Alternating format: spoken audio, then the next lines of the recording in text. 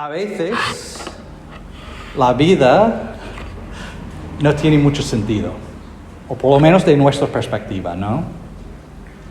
A veces las cosas van bien, estamos contentos con el trabajo, en la familia, en la escuela, todo va bien y de repente todo va muy mal. O a lo mejor estás en medio de una lucha, las cosas van mal y tienes una idea, si solo pueda pasar esto, todo será perfecto. Y en vez de pasar esto, otro problema viene.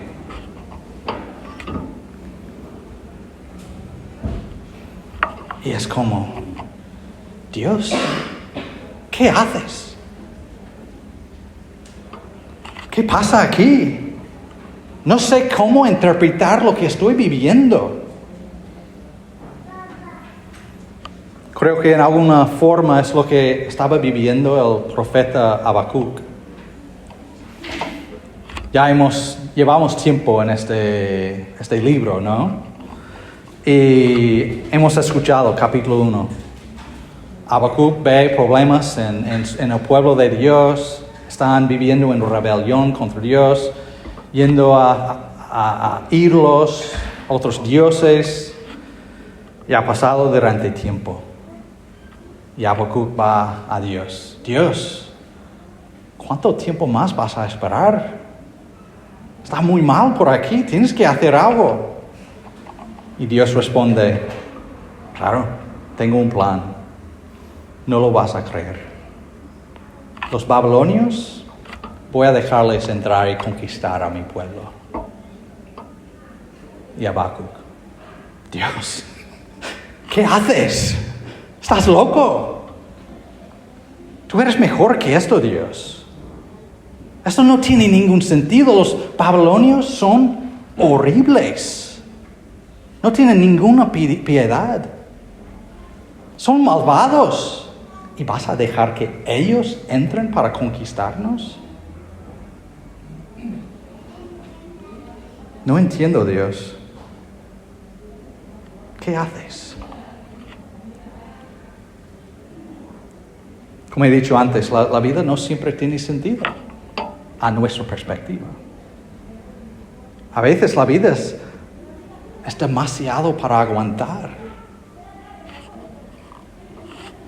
A veces la cosa más obvia que Dios debe hacer claramente, no lo hace.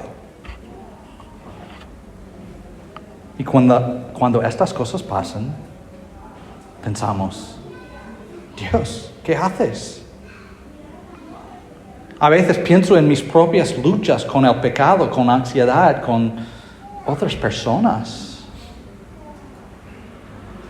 Mis oraciones pidiendo que Dios me libera. Claro, quiero amar a otras personas, quiero servir a Dios. Y estas cosas son un impedimento. La solución es muy clara, ¿no? Pero como Pablo en 2 Corintios 12, cuando pide a Dios a quitar la espina de la carne, no sabemos lo que es, ¿no? Pero es una cosa que es una barrera a su vida plena de servicio a Dios. Es un impedimento. Y Dios responde, te basta mi gracia, pues mi poder se perfecciona en la debilidad. ¿Qué? Esta no es la solución, Dios. ¿Qué haces? Esto no tiene sentido. Las cosas pueden ser mucho mejor de lo que son. ¿Y basta tu gracia? ¿Tu poder se perfecciona en mi debilidad? Bueno, capítulo 3 de Habacuc, como hemos escuchado en las últimas semanas, es una canción. Una oración. De hecho, se cae muy bien, o encaja muy bien en los salmos, es como un salmo. Habacuc y toda la gente de Judá están esperando la invasión de los babilonios. Claro, eso es difícil, saber lo que viene, que una ola viene que te va a aplastar. Qué difícil, ¿no? Y en las palabras, en versículo 2, por lo menos cuando lo leo, es lo que me siento, es como, ¿no? Oh Señor, he oído lo que se dice de ti y temí. Aviva, oh Señor, tu obra en medio de los años. En medio de los años, dala a conocer. Y en la ira, acuérdate de tener compasión. No, es como, yo sé que viene, lo que viene. Sé que será muy difícil, pero lo acepto, ¿no? Está en tus manos, no en las mías. Es interesante que pide, aviva, oh Señor. Es como, está pidiendo un avivamiento. En catalán dice, fes reviure la teva obra. Que tu obra vive otra vez. Y esto es lo que encontramos en el Salmo, en la canción. Está contando las obras de Dios del pasado. Está diciendo, lo que hiciste en aquel entonces, hazlo aquí también. Hazlo en nuestros años.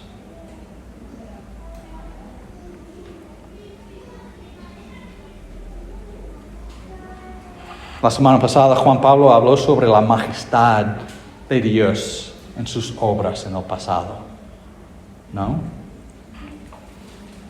Hoy leemos mucho de Dios obrando en medio de su ira, su enojo.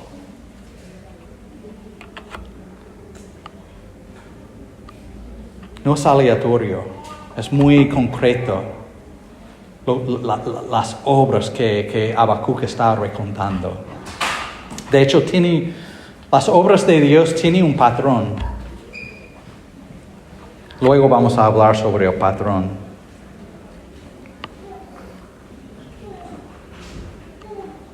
Pero tenemos la pregunta, ¿por qué Habacuc quiere que recordemos de lo que Dios hizo en el pasado?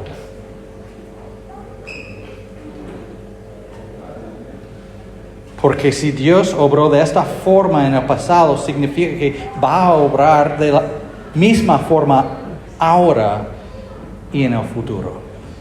Porque Dios no cambia.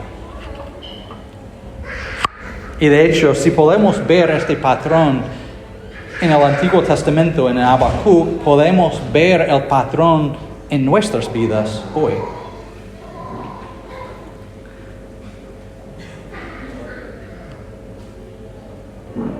Entonces la pregunta, Dios, ¿qué hace? Se puede de alguna forma contestar mirando atrás a lo que hizo en el pasado.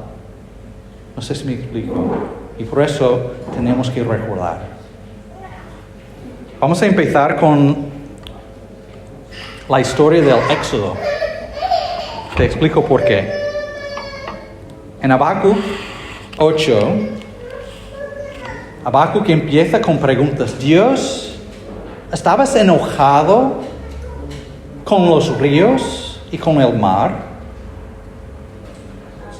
Y luego en versículo 15, el último versículo que leemos esta mañana.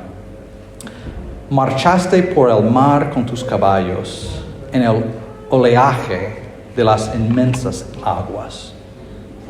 Entonces tenemos esta idea de Dios conquistando el agua en algún sentido, en medio de las aguas. Y es para que la gente de Judá recuerda Dios obrando en las aguas en el pasado. Y el evento más claro de la obra de Dios en el pasado en las aguas es el Éxodo.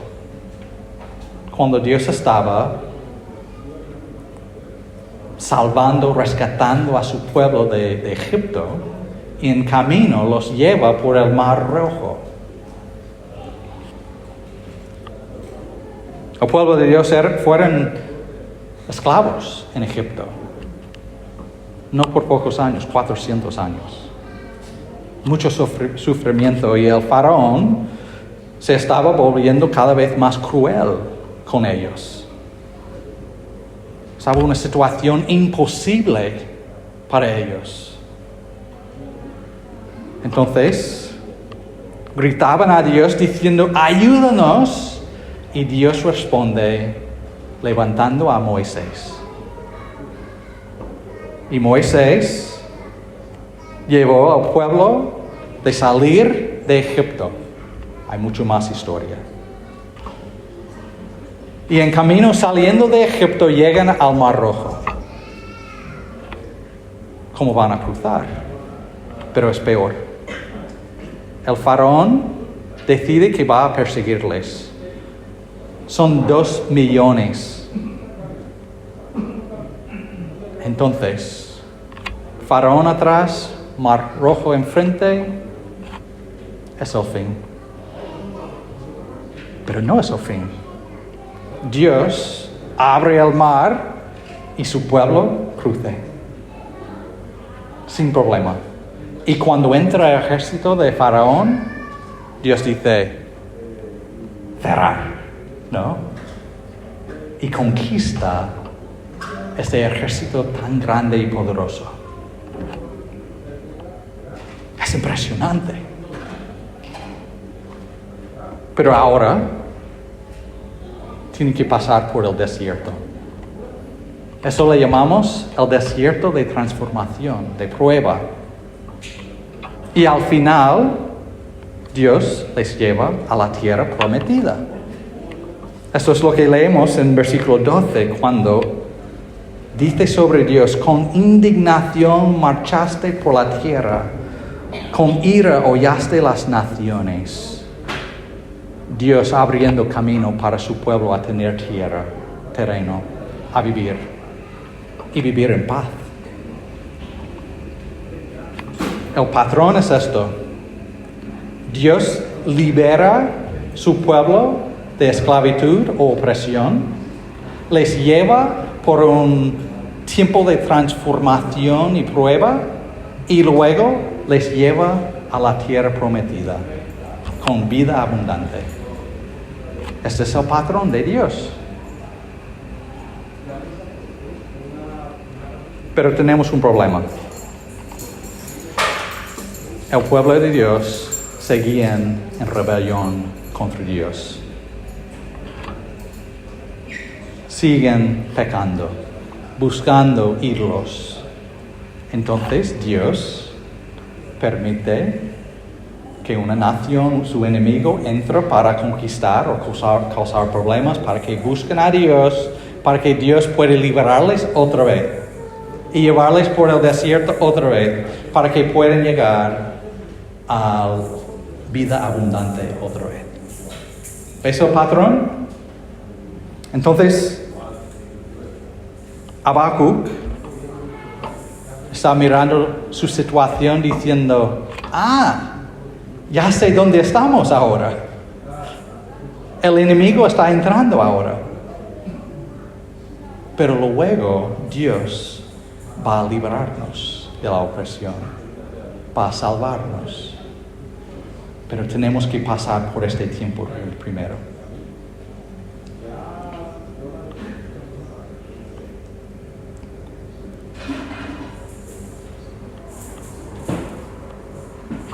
Entonces, Habacuc está diciendo, Dios, ¿qué haces? Ya lo sé, y es muy difícil. Y por eso tenemos que recordar toda la historia.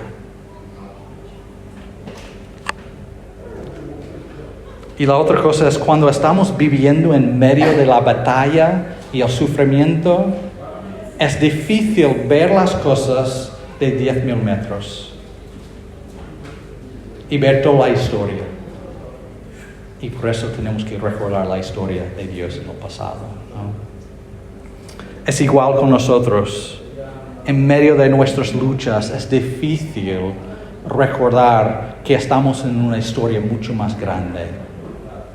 Que Dios está haciendo algo mucho más grande de mi paz ahora mismo.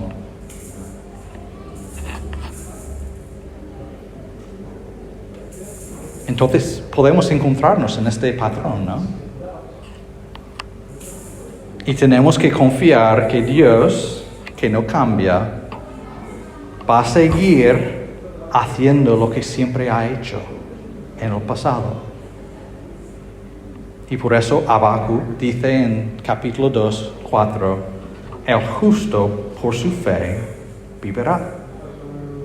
El que confía en Dios, que Dios es fiel a su pueblo, los que buscan a Dios como su refugio, van a vivir por Él. Pero tenemos que hablar sobre una cosa que es muy incómodo primero. En el texto de hoy se presenta claramente que Dios es un guerrero divino. Está montado en caballos y carros de victoria. Está utilizando armas como arco y flechas y lanza y dardos. Se describe como está actuando con ira, en furor, hendiendo la tierra, marchando por la tierra con indignación, con ira, hollando las naciones, destrozando la cabeza de la casa del impío, descubriéndolo de arriba abajo, marchando por el mar con sus caballos. No sé cómo es para ti, pero cuando tengo que ponerme aquí a hablar sobre este Dios, es difícil. Porque no nos gusta pensar en Dios de esta forma. Preferimos pensar en Dios como un peluche. Un oso, ¿no? Que siempre está consolándonos. Simpático, domesticado. Y quiero deciros, Dios es muy tierno. Dios es muy compasivo. Dios es un Dios de amor, pero también es un guerrero. Y la pregunta es, ¿cómo es con nosotros? ¿Cómo responden las personas en el texto? ¿Qué es la respuesta a este Dios guerrero? Versículo 10. Te vieron los montes y temblaron. Y el diluvio de aguas pasó, dio al abismo su voz y levantó en alto sus manos. Las montañas.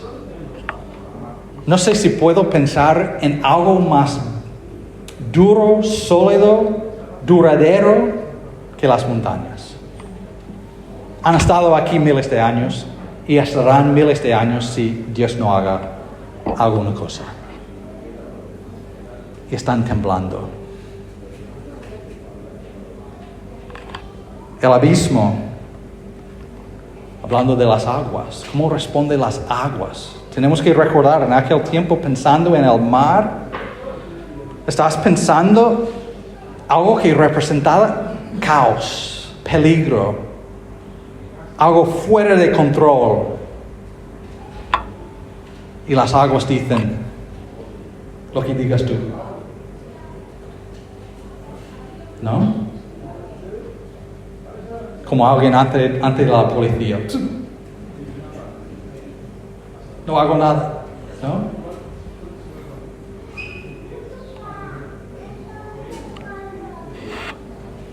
La respuesta es a nuestro Dios que tiene misión.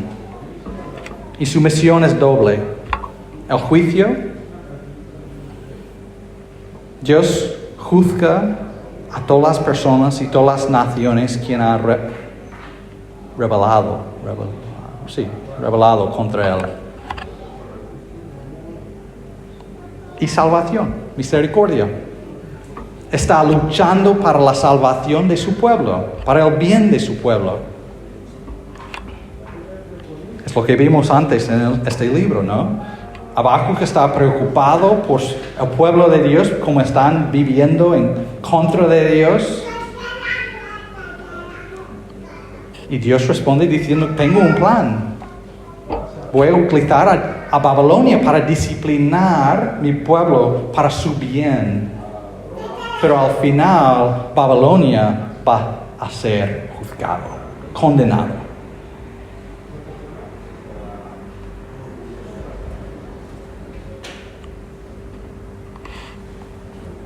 Quiere que su pueblo vive por fe, confiando en Él.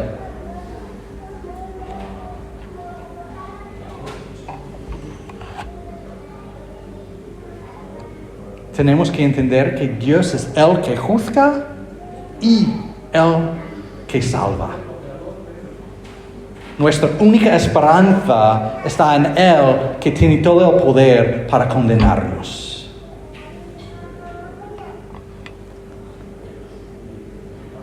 Y el que es juzgado es el que no confía en Él, en este Dios que salva. Pero el que vive por fe será salvado. El que confía en Él será salvado. Es un guerrero divino poderoso. No le podemos controlar. Hace cosas que no queremos, hace cosas que no esperamos.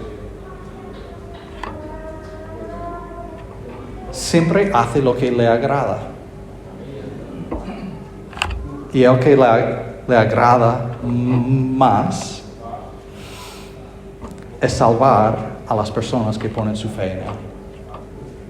No sé si me explico aquí. Entonces, cuando estamos en una situación muy difícil que no tiene sentido,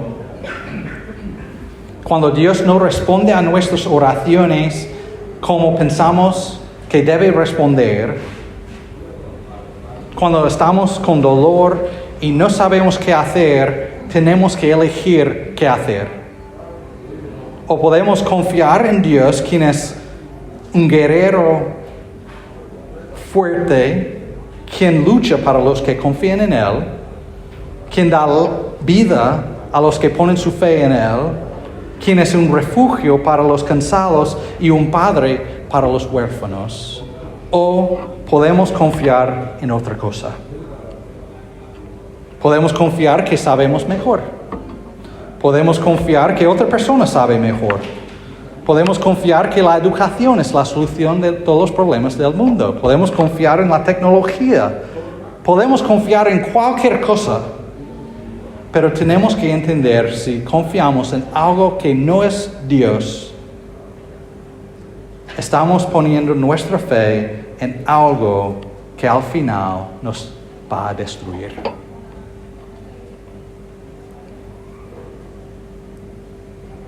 Cualquier cosa que ponemos nuestra fe nos pide algo de nosotros. Nada es gratis.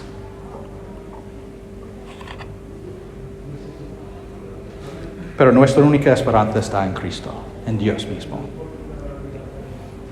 Y quizás estás pensando, pero me da miedo. ¿Realmente podemos confiarle? Es que las montañas estaban temblando. Habla de matar a personas y naciones. No sé si es bueno. Versículo 13 dice que salió para la salvación de su pueblo. ¿Podéis ver lo que está pasando? Está protegiendo a su pueblo con un amor no sé cómo decirlo, fuerte. Está protegiendo a los que han puesto su fe en Él. Es un refugio, incluso en medio de la batalla cuando entra Babilonia. No está abandonando a ellos, está disciplinando a ellos.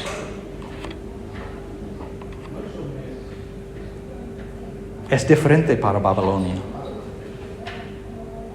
Está rechazando y condenando.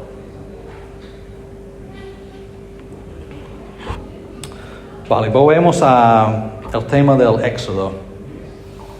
Ahora quiero hablar sobre un éxodo más profundo. ¿Podéis recordar el patrón que he hablado antes? La liberación de esclavitud, de opresión, y luego nos lleva por el desierto de prueba, donde estamos renovados, y luego hay la tierra prometida donde hay vida abundante. La realidad es que somos esclavos todos a algo mucho peor que Faraón. Estamos esclavos al pecado, al orgullo, egoísmo, a rebelión contra Dios.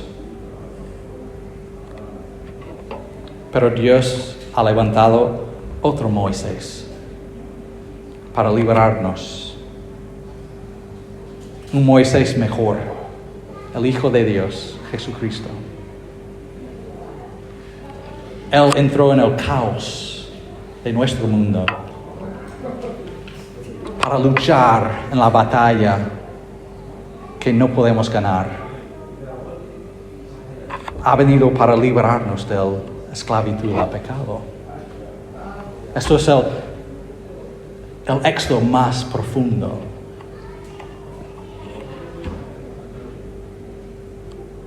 Ha hecho a Él mismo vulnerable. En el hombre Jesucristo, Dios se hizo como nosotros. Fue rechazado por los hombres.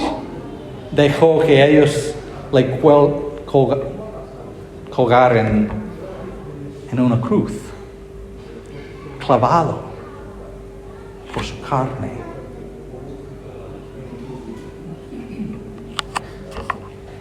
Las armas de los hombres fueron utilizadas para matar a Dios. Nuestro Dios recibió sobre Él mismo la ira que merecemos cada uno de nosotros. Él fue la víctima de este guerrero.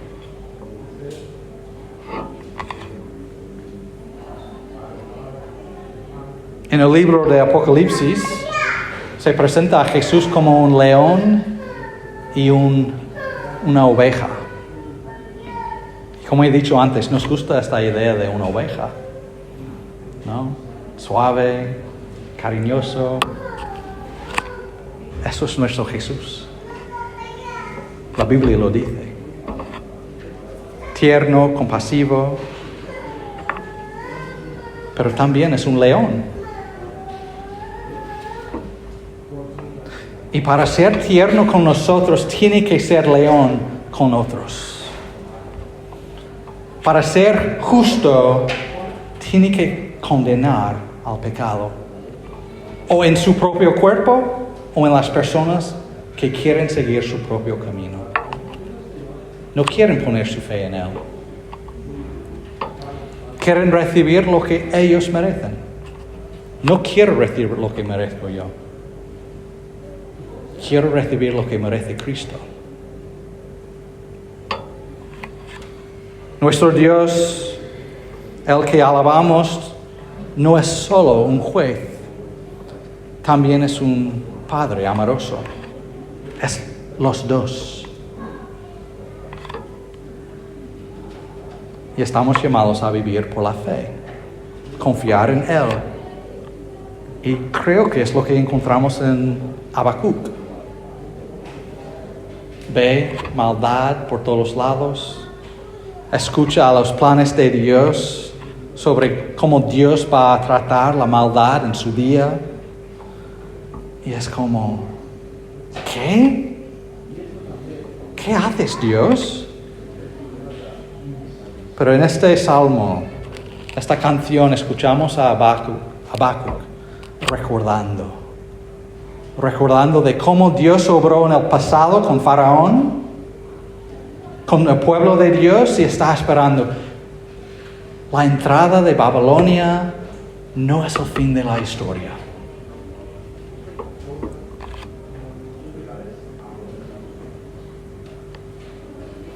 Incluso si no entendemos, podemos confiarle, porque tiene un plan para salvarnos y para nuestro bien.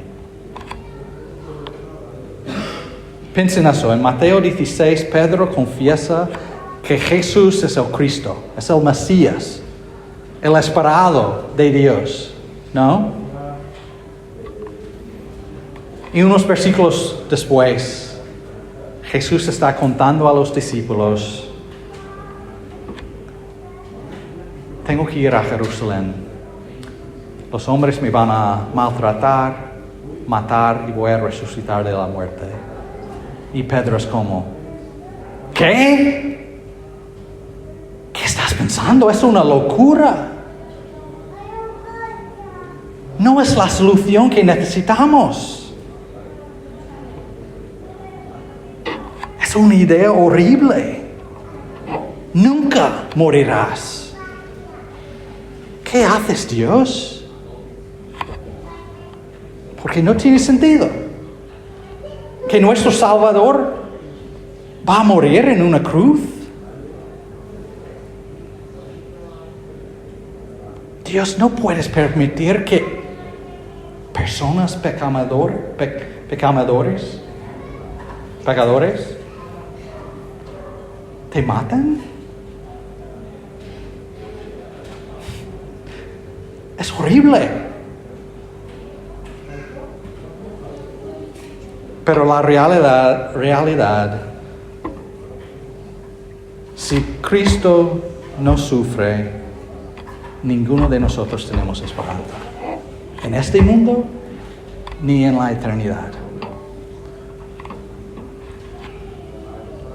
Entonces, cuando miramos al mundo y miramos a nuestras vidas, y hay tantas cosas que no tienen sentido, y hacemos la pregunta, ¿por qué Dios no arregla las cosas ahora mismo? Os puedo decir, no tengo respuesta a estas preguntas.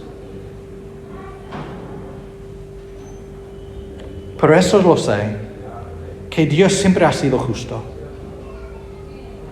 Siempre ha sido misericordioso con los que confían en Él. Siempre tiene un plan de redención, incluso en las situaciones peores de nuestras vidas.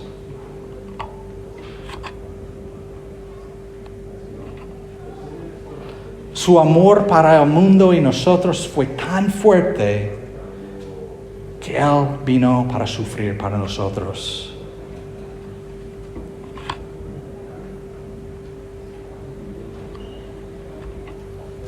Y le costó todo.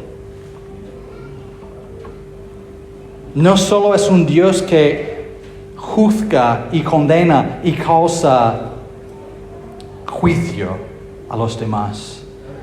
Es un Dios que recibe su propio juicio para nosotros.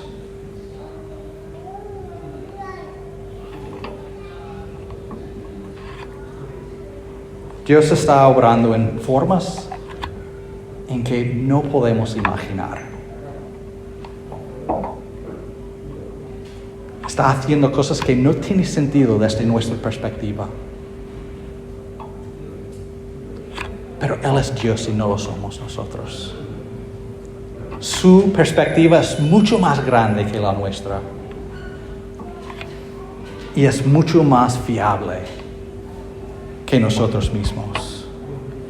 Y por los que confían en Él, es un refugio en medio de la tormenta.